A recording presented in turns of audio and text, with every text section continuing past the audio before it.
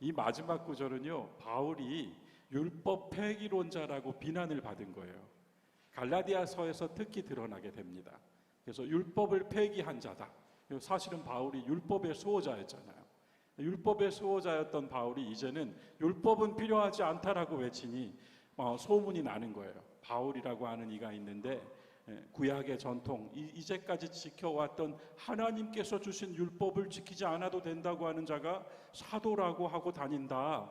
그래서 이 바울이라고 하는 자를 경계하라 하는 소문이 난 거예요. 그래서 이 31절은요, 마치 덧붙이듯 그러나 항변하듯 나는 율법을 폐기하는 자가 아닙니다. 나는 율법을 굳게 세우는 자입니다. 했어요. 그래서 우리가 여기서 하나 참고로 얻을 것은 율법을 부정하지 않습니다. 그리스도께서도 율법을 완성하러 오셨다고 했죠. 율법을 부정할 수 없어요. 왜냐하면 하나님이 주신 거니까요. 문제는 율법을 지키는 것이 아니라 율법을 적용하는 데 있어서 문제가 생긴 겁니다. 내가 율법을 따라 살고 하나님께서 하라 하신 것에 함으로써 그 의를 이루어내는 삶을 사는 것은 당연한 거예요. 그런데 그 삶을 사는 것만으로 끝나야 되는데 그 삶을 살지 못하는 사람, 살지 않는 사람 또는 율법이 없기 때문에 아예 살 수 없는 이방인들을 향하여 분리시키고 배제시키고 단절시키고 정죄했기 때문에 문제가 된 거예요. 그래서 율법 자체가 문제가 아니라 율법을 적용한 것에 문제가 있었다. 이것을 우리가 전제해야 되겠습니다. 오늘 우리 박형정 전도사님이 앞에 와서 들으세요. 박형정 전도사님은 맨 앞에 와서 들으세요. 신학생답게 공부하러 오셨으니까 맨 앞에 오셔서 자, 여러분 페이퍼 나눠드렸는데 다 받으셨습니까? 예, 그 페이퍼를 참조하시고 오늘 우리가 읽은 3장 19절부터 31절까지 이 단락 말이에요. 그 성경에 보시면 제목이 하나님의 의라고 쓰여 있어요. 그러니까 이게 제목부터 이미 이 단락이 굉장히 중요한 내용을 다루고 있습니다. 그래서 이 중요한 내용을 페이퍼로 쭉 읽으셔도 대략 이게 좋은 아주 귀한 말씀이 여기 있구나 할 수 있습니다만 저는 이제 히라버 성경을 함께 보면서 이 단락에서 우리가 정말 이 맛볼 수 있는 말씀의 맛을 볼 수 있는 또 몇 구절을 찾아서 전해드리도록 하고 그러면서 이 페이퍼의 내용을 따라가 보도록 하겠습니다. 일단 페이퍼를 참조하시고요. 그리고 제가 이야기를 조금 더 하겠습니다. 아울러서 지금 이 3장 특별히 3장 21절부터 26절까지는 3장 21절부터 26절까지는 로마서에서 전하는 복음의 핵심이 담겨 있어요. 3장 21절부터 26절까지 복음의 핵심이 담겨 있어요. 그런데 우리가 1장부터 지금 3장 18절까지 오는 동안 1장부터 3장 18절까지 오는 동안 온통 죄였어요. 죄악이 가득했어요. 죄악에 대한 설명이. 그래서 사실은 우울했어요. 너무나 많은 죄에 대한 이야기가 이어졌기 때문에 우울한 마음이 있을 수 있었어요. 그러나 이제 우울한 소식은 끝나고 기쁜 소식이 시작됩니다. 그리고 이 1장부터 3장 18절까지 오는 동안 그 죄 속에 자기를 세워본 사람은 이 속에서 하나님의 의라고 시작하는 이 말씀으로부터 이제 내가 어떤 은혜를 받아 누리며 살고 있는가, 나에게 십자가가 무엇인가, 나를 대신하여서 값을 치르셨다는 것이 무엇인가, 하나님과 내가 화목한다는 것이 무엇인가, 내가 오늘 이 복음으로 살아가며 이 복음을 전해야만 하는 사명이 무엇인가, 이 모든 것들을 이 속에서 우리가 적용해 볼 수 있는 거예요. 그래서 바울이요 1장부터 3장까지 그리 길게 죄에 대해서 쫙 늘어놓았는데 막상 하나님의 의, 제일 중요하죠. 로마서에서 하나님의 의에 대해서는 이렇게 간단하게 써버렸습니다. 3장 21절부터 26절까지 간단하게. 그래서요 이렇게 저는 봤어요. 말씀은 참 짧은데 뜻은 참 깊다. 이 단락은 그렇게밖에 읽을 수가 없을 것 같아요. 말씀은 짧다. 그러나 뜻은 깊다. 깊은 뜻이 담겨 있고 그 깊은 뜻의 깨달음 속에서 이 깊은 뜻을 보면서 이 말씀의 맛을 또 볼 수 있습니다. 먼저 페이퍼를 앞부분을 좀 읽어볼게요. 여러분 나눠드린 페이퍼의 앞부분 읽어보겠습니다. 하나님을 모르고 믿음으로 살지 않아서 불의하고, 이게 1장 18절부터 21절까지였어요. 하나님 모르고 믿음으로 살지 않아서, 이방인 이야기입니다. 그리고 신앙인이라고 하는데 믿음에 대한 올바른 인식과 믿음으로 사는 삶, 여러분 믿음이라고 하는 것을 우리가 한번 나중에 규명해 봐야 될 것 같아요. 도대체 믿음이 무엇일까요? 믿음이 지식일까요? 믿음이 관념일까요? 믿음은 어떤 것을 말하는 것일까요? 이런 생각 한 번씩 던져볼 수 있을 것 같아요. 어쨌든 신앙인이라고 하지만 믿음에 대한 올바른 인식도, 이 믿음을 삶으로 사는 실천도 없기 때문에 결국은 법 안에는 율법, 문화, 교육, 종교 다 망라했습니다. 그 법을 다 지킬 수가 없어요. 그렇기 때문에 역시 유대인도 또는 믿는 이도 불의해요. 1장 2장 내용이었어요. 3장 엄밀히 20절까지가 이 내용이었어요. 이방인은 율법, 하나님의 법이 없어서 불의하고, 믿는 자는 하나님의 법을 가지고 있음에도 지키지 못해서 불의하고, 그런 가운데 결국은 모두 예외 없이 하나님의 진노 아래로 들어갔습니다.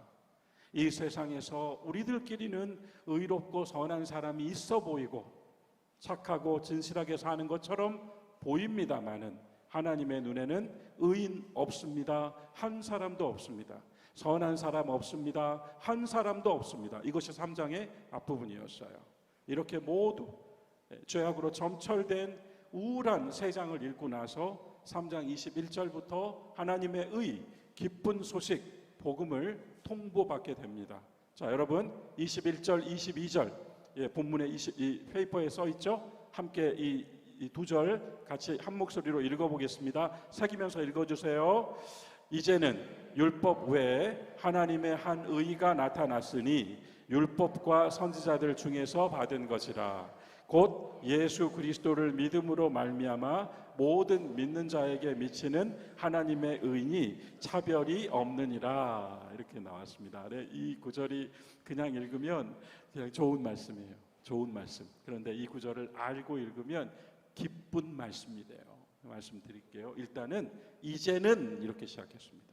이 이제라고 하는 표현은 그냥 우리가 성경 읽으면은 마치 그냥 어떤 시점을 써놓은 건가 그렇게 읽을 수 있지만, 여러분 축도를 한번 생각해 주세요.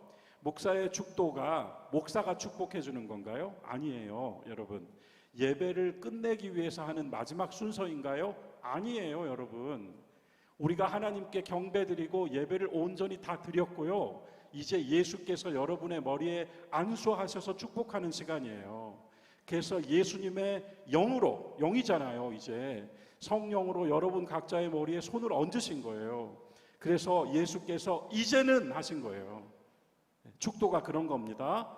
이제는, 그럼 이제는은 뭐가 있는 거예요? 이전에는이 있는 거예요.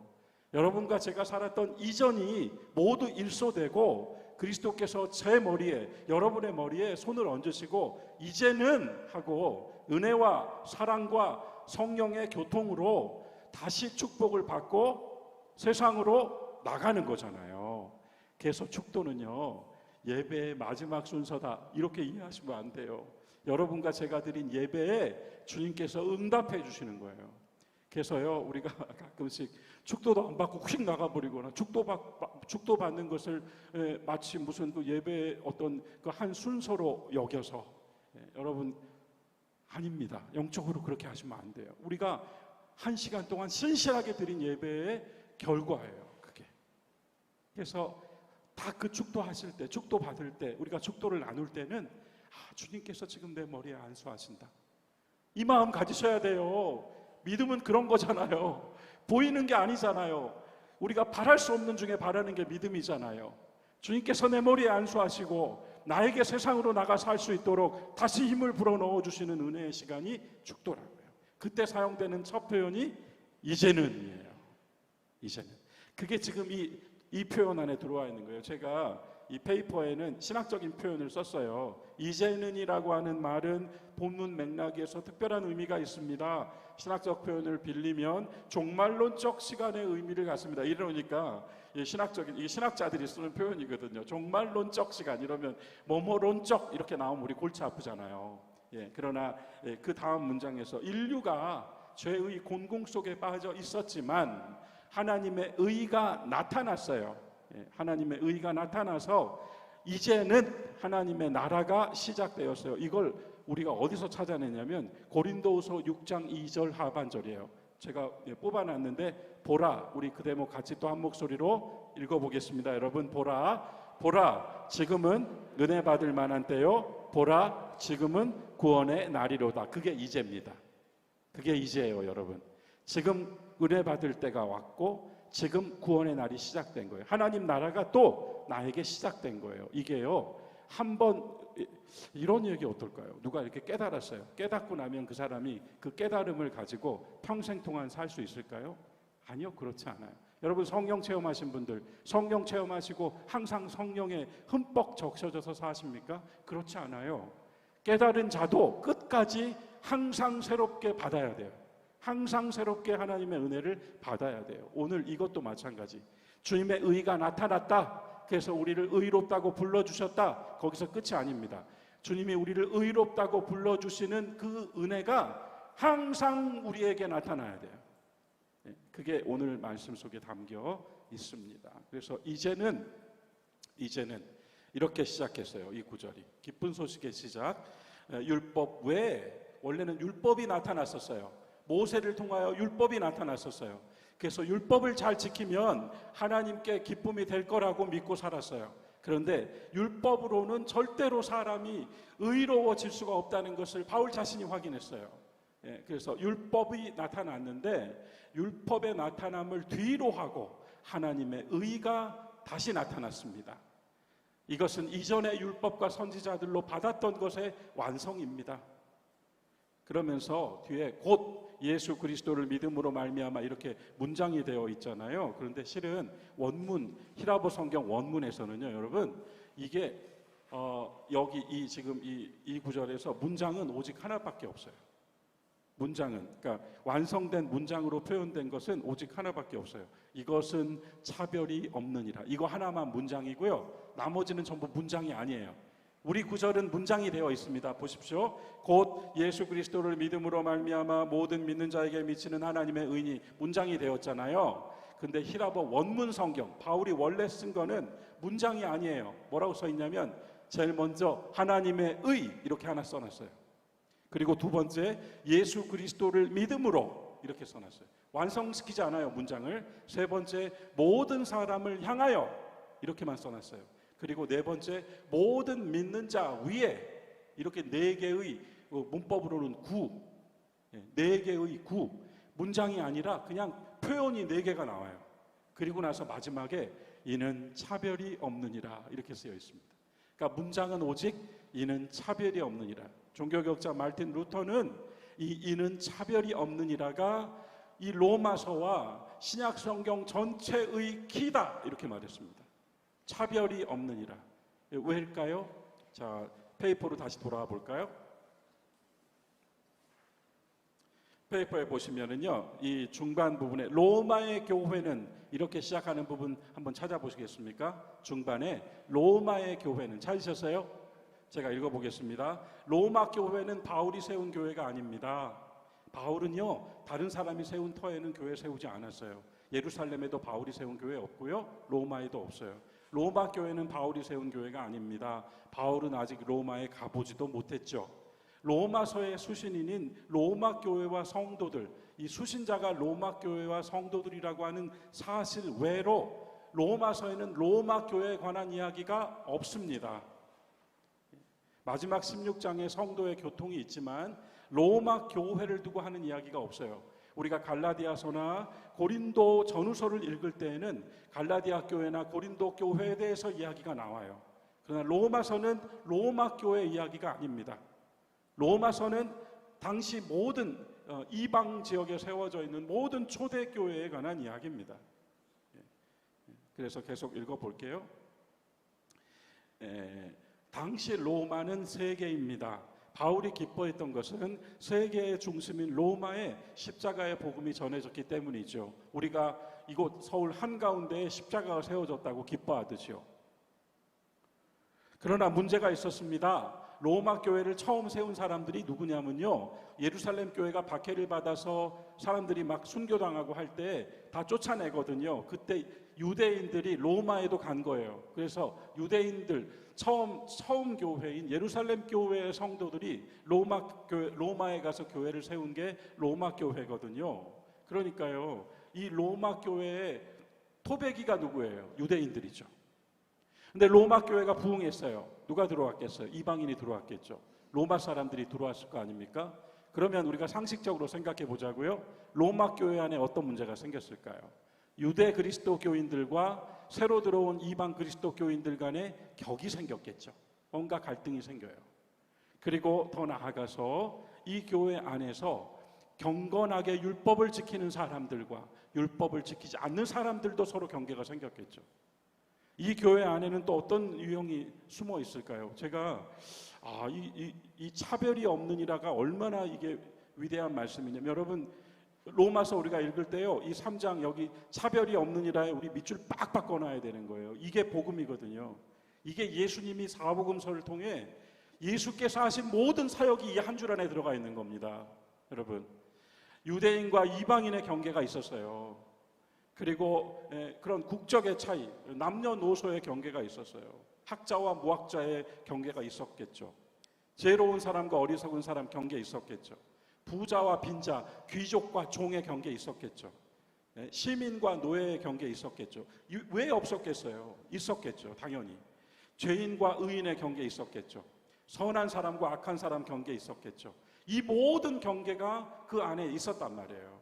그 안에, 그 교회 안에 분명히 존재하고 있었을 거예요.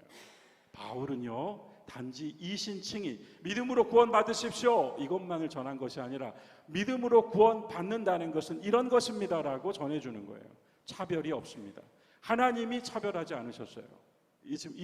예수 그리스도께서 하신 복음 사역이 뭐예요?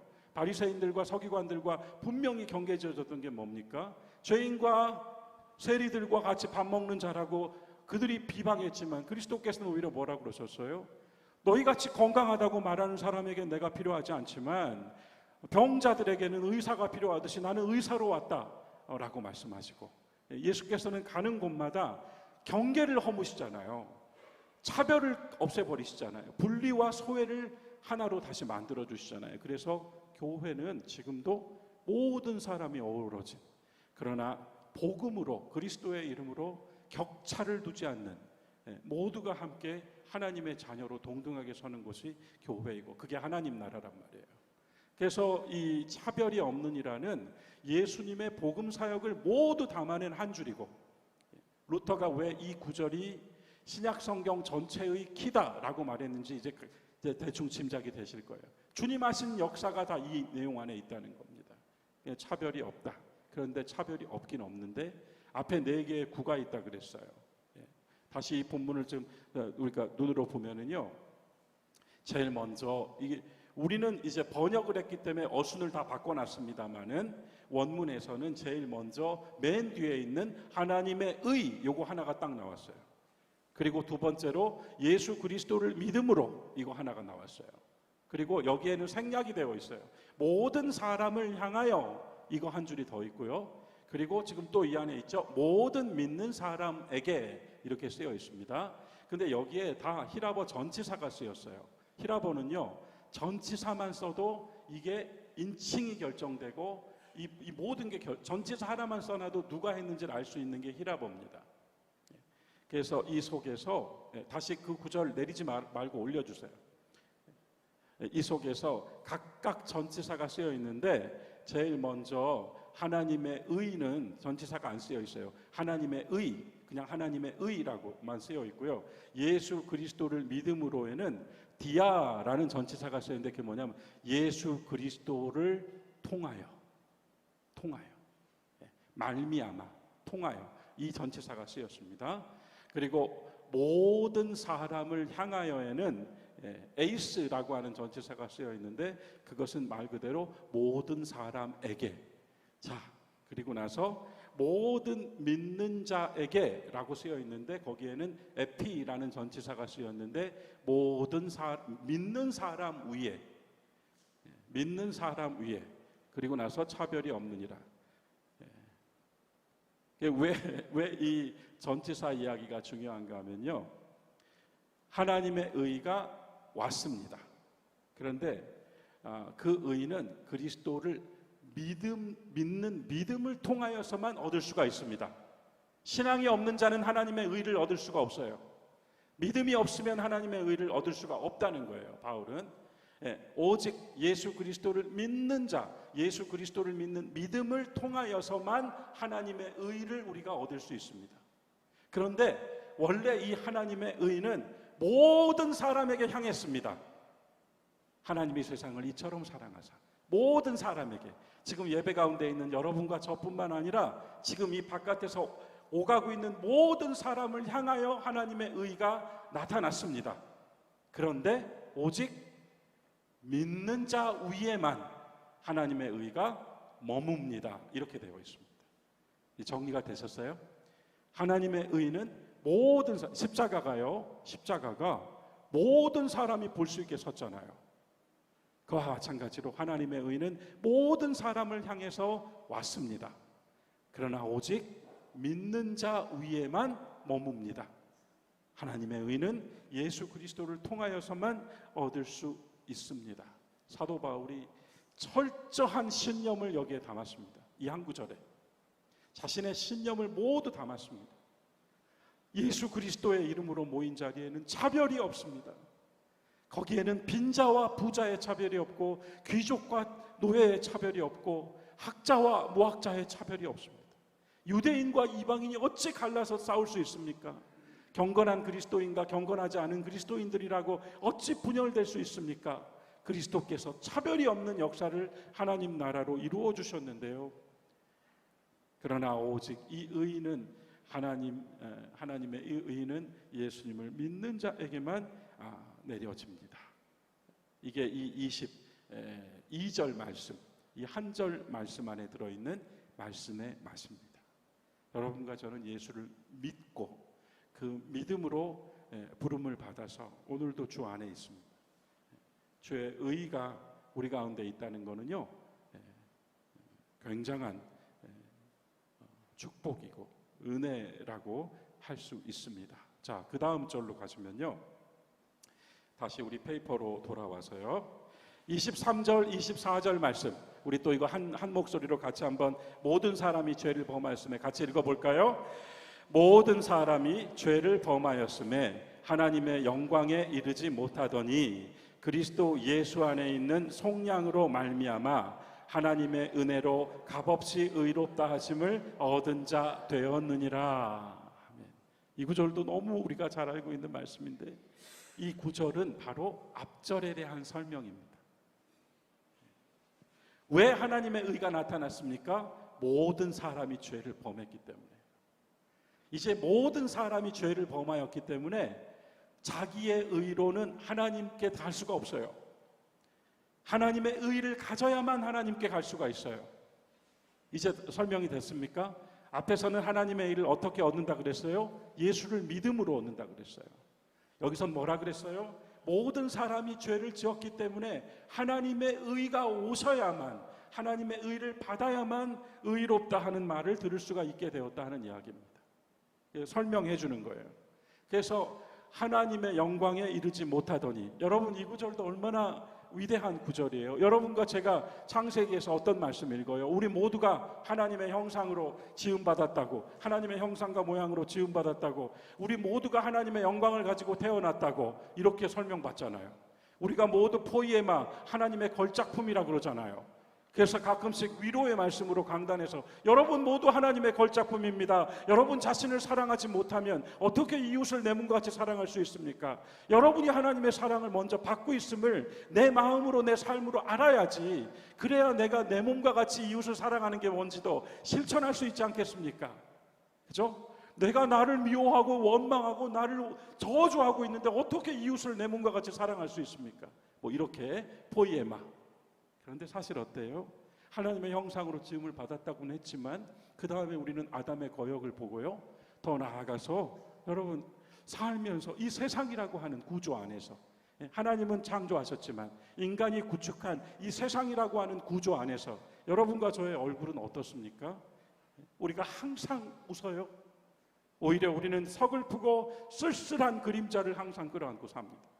오히려 우리는 허둥지둥 서두르며 흐르는 세월 앞에서 꼼짝 못하고 삽니다. 오히려 우리는 많은 때에 방황하는 모습으로 삽니다. 믿음이 뭘까요? 지식이 아니라고 했어요. 믿음은 분명 상태일 거예요. 내가 지금 어떤 상태로 살고 있는가? 내가 지금 믿음의 상태를 가지고 살고 있는가? 아니면 내가 불신앙의 상태로 살고 있는가? 그건 본인만 알아요. 그런데 이 모습 속에서 우리는 하나님의 영광을 나타낼 수가 없어요. 하나님의 영광이라 그러면 분명 찬란할 텐데요. 하나님이 함께하는 사람들을 우리가 가끔 만날 때, 아, 저분은 정말 하나님이 함께하시는 사람이구나 하고 느낄 때 그의 얼굴에서 무엇을 봅니까? 맑고 밝음을 봐요. 그의 눈빛에서 뭘 봅니까? 기쁨을 봐요. 여러분 그렇지 않아요? 우리가 사람들 만나보면 그런 사람들이 보이잖아요. 하나님과 함께하는 삶을 사는 사람의 얼굴빛을 보고 그의 눈빛을 보잖아요. 그 속에서 우리가 어떤 힘을 느끼기도 하고 그 안에서 굳이 신학적 표현을 한다면 거룩한 빛이 있어요. 거룩한 빛이 있어요. 하나님의 영광의 빛이 있어요. 자, 우리들 각자의 모습으로는 참 어렵구나. 내가 하나님의 영광의 빛을 나타내며 살 수 있을까? 그런 생각이 듭니다만 우리 교회 예배로 한번 가져와 볼까요? 우리 교우들이 다 이 전을 가득 채워서 찬송을 한 목소리로 부를 때 이 전이 어때요? 똑같은 불을 켜놨지만 훨씬 밝음을 느껴요. 이 전 안에서 울려 퍼지는 소리를 우리가 어떻게 느껴요? 훨씬 우리의 가슴을 두드리는 북소리처럼 느낀단 말이에요. 하나님의 영광이 있을 때, 하나님의 영광. 그리스도의 교회가 가지고 있는 가장 아름다운 것은 하나님의 영광을 가지고 있다는 거잖아요. 그래서 여기서 말하는 거예요. 이 본문에서 모든 사람이 죄를 범하였기 때문에 하나님 영광에 이르지 못하게 되었습니다. 자, 24절. 그런데 24절도요. 문장으로 번역이 되어 있는데 실은 이 구절도 굉장히 아름다운 말씀을 담고 있어요. 이것 역시 어순이 다 반대로 되어 있습니다. 제가 히라보 원문을 그대로 직역한 걸 읽어볼게요. 이 눈으로 저 구절과 한번 따라서 봐주시면 되겠어요. 제일 먼저 뭐라고 쓰여 있는가 하면 항상 의롭다함을 얻으면서, 자, 밑에 나왔죠? 맨 끝에 의롭다 하심을 얻은 자 이렇게 나왔잖아요. 그런데 히라보 성경은 맨 처음에 항상 의롭다함을 얻으면서. 여러분 이 구절이 왜 여기서 항상이라는 말이 우리 번역에는 빠졌고요. 왜 이게 중요할까요? 제가 앞서 오늘 말씀 시작하면서 말씀드렸어요. 여러분과 제가 은혜 체험하고 성령 체험하고 능력 체험했다 할지라도 우리가 또 앞서 말씀드린 것처럼 세상의 구조 안으로 들어가면 또 실패하고 또 죄를 짓고 또 회개하고 또 참회하며 살아요. 우리는 계속 필요해요. 무엇이 필요해요? 우리를 의롭다고 여겨주시는 주의 은혜가 필요합니다. 바울은 그걸 정확하게 얘기했어요. 여러분과 제가 매일매일 매순간 항상 의롭다함을 얻으며 사는 자가 되어야 한다라고 말하는 거예요. 항상 의롭다함을 얻으면서. 그런데 이 의롭다함이라고 하는 것을 두고 이 성경이 우리 번역이 또 빼놓은 게 있어요. 또 뺀 게 뭐냐면 선물이라는 말을 뺐어요. 그 다음에 선물이라는 말이 나와요. 항상 의롭다함을 얻으면서 선물로서 이렇게 나와요. 선물. 여러분 선물은요 우리가 노동하여 받는 대가나 우리가 공로를 쌓아서 얻는 상이 아니잖아요. 선물은 그냥 받은 거잖아요. 그죠? 그래서 이 항상 여러분과 제가 의롭다함을 얻는 건 선물로 주어진대요. 이거 정말 기쁜 일 아닌가요? 여러분과 저의 삶의 자리에서 거울을 바라본 나는 너무 슬프지만 하나님께서 보시는 나는 항상 의롭다함을 얻으며 살아가고 있어요. 선물로요. 매일 아침 선물을 받고 하루를 시작해요. 아침에 눈을 뜨게 해주신 것이 감사라고 우리 기도합니다. 여러분 거기에 기도 하나 덧붙이세요. 아침에 눈을 뜨게 하는 선물을 주셔서 감사하고 오늘 하루를 시작하는 삶을 선물로 주셔서 감사하고 모든 것이 주 안에 있게 해주시는 선물로 주셔서 감사하고 매일 선물입니다. 선물로서 그 다음에 나오는 게 그 은혜로, 이제 하나님의 은혜로가 나왔죠. 선물로서 그 은혜로. 선물은 은혜로 주어지는 거예요. 네, 그리고 마지막으로 그리스도 예수의 속량으로 말미암아. 이렇게 이 24절은요 서술어가 하나도 없습니다. 그냥 다 단어예요, 단어. 히라보가 이런 좀 특이한 게 있어요. 그래서 우리가 오늘도, 오늘 아침의 시작도, 오늘 저녁의 감사도 항상 의롭다함을 어떻게? 믿음으로. 항상 선물같이 주께 은혜로 받으며 살아가고 있습니다. 그런데 이 모든 것이 가능케 된 이유는 바로 그리스도께서 우리를 위하여 구속, 속량하셨기 때문에, 대신 죽으셨기 때문에 이렇게 설명이 되는 겁니다.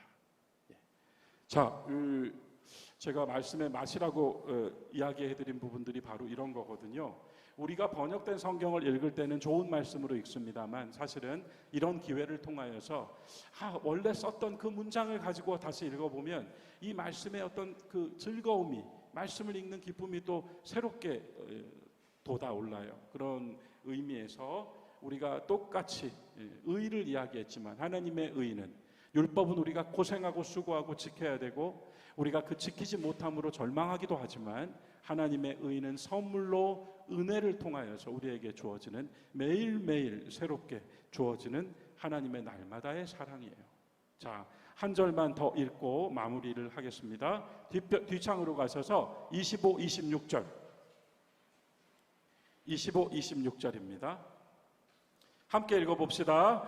이 예수를 하나님이 그의 피로써 믿음으로 말미암는 화목제물로 세우셨으니 이는 하나님께서 길이 참으시는 중에 전에 지은 죄를 관가하심으로 자기의 의로우심을 나타내려 하심이니 곧 이때에 자기의 의로우심을 나타내사 자기도 의로우시며 또한 예수 믿는 자를 의롭다 하려 하심이라. 이 문장도 역시 좋은 말씀인데, 좋은 말씀인 가운데 반복이 되면 우리가 헷갈려져요. 근데 지금 반복이 좀 되고 있습니다. 그러나 이 구절도 굉장한 의미를 가지고 있는데 딱 하나만 말씀을 드릴게요. 여러분, 우리가 요즘 세상은 좀 바뀌었다고 합시다. 그러나 우리가 관습적으로 부모가 자식에게 화해를 청합니까? 스승이 제자에게 먼저 화해하자고 말할 수 있습니까? 자식이 부모에게 용서해 주십시오라고 할 수는 있겠죠. 제자가 스승에게 화해를 청하고 용서해 주십시오라고 할 수 있겠죠. 여러분, 하나님과 우리 사이에 왜 속량이 필요할까요? 그냥 하나님이 우리를 용서하시면 되잖아요. 근데 왜 속량이 필요했을까요? 왜 그리스도의 십자가가 필요했을까요? 여러분, 생각해 보신 적 있으세요? 부모가 항상 용서를 해주죠, 자식을. 그럼 자식은 당연히 우리 어머니 아버지는 나를 용서해 줄 것이기 때문에 나는 또 부모의 말씀을 거역하고 내 멋대로 살다가 다시 또 용서를 구하면 되지, 그럴 수 있습니까? 그러나 만일 그것도 안 된다면, 자식의 거역과 자식의 마음대로의 삶으로 말미암아 부모 중에 하나가 큰 일을 겪거나, 아니 그냥 이 얘기로 할게요. 하나님이 자기를 죽임으로써 하나님의 자녀된 이들이 더 이상 이 용서받는 삶에 대하여서 관성에 빠져버리지 않고, 얼마나 귀한 용서이고 얼마나 자기를 희생에 바쳐 놓으신 사랑인지를 깨닫지 않고 어찌 그 은혜를 알겠는가, 이 말입니다. 하나님 자신이 자기를 내어서 십자가에 달려 죽으심으로써 죽을 수밖에 없는 모든 죄에 대하여서 용서하시는 하나님의 사랑과, 또 죄는 반드시 벌해야 하는 하나님의 의를 동시에 성취한 것이 바로 이 화목제물이에요. 예수님을 바울이 속죄제물이라고 하지 않고 화해의 제물이라고 말한 것은 의미 깊어요. 우리 다음 시간에 이 대목을 조금 더 설명하면서 계속 말씀을 이어가겠습니다. 이 부분, 하나님의 의라고 하는 부분을 우리가 조금 더 분명하게 붙잡으면 로마서의 전반부를 다 그냥 지나가도 로마서를 여러분이 알고 그 다음 실행의 자리로 갈 수가 있어요. 오늘 이 시간 함께 경청하셔서 또 이 로마서의 말씀을 함께 공부할 수 있었던 것 감사하고요. 여러분, 나누어드린 페이퍼의 뒷부분, 2장 뒷부분을 꼭 읽어보시고 다음 시간 수요 예배에 또 함께 참여하시면 고맙겠습니다. 화목제물이 너무나도 중요하기 때문에 이 부분에 대해서는 조금 더 깊은 이해가 필요합니다. 오늘 함께 나누신 말씀 속에서 각자로 받으신 은혜가 있으시길 바라고요. 우리가 매일 항상 주의 의를 힘입어 살아가고 있고 이것이 선물처럼 주어지고 있다는 신앙의 기쁨을 잘 간직하며 예배와 또 삶으로 우리의 신앙을 나타내 보임으로써 여러분 지식의 믿음이 아니라 상태와 행동의 믿음으로 사시는 귀한 하나님의 자녀들 우리 초동의 교우들 되시기를 주님의 이름으로 축원합니다.